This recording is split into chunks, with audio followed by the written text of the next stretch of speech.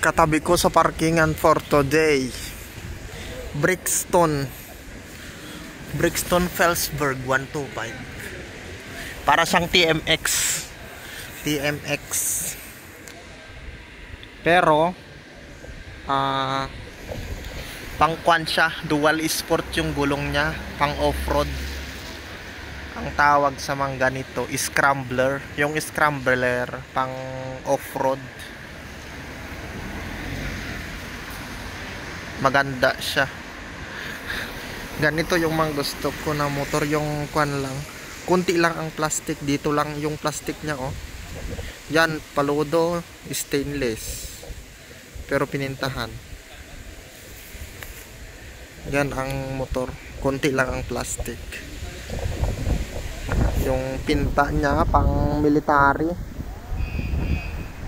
Nakakabel. Ang headlight may protection. Tapos shock absorber, may goma din.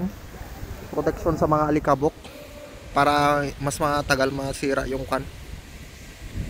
Yung oil seal ng shock absorber. Mas maraming alikabok, mas madumi yung shock. Mas madaling masira yung oil seal. Rayos disc brakes harap at likod. Naka ABS din. Naka exhaust wrap. Tapos mga side mirror pang classic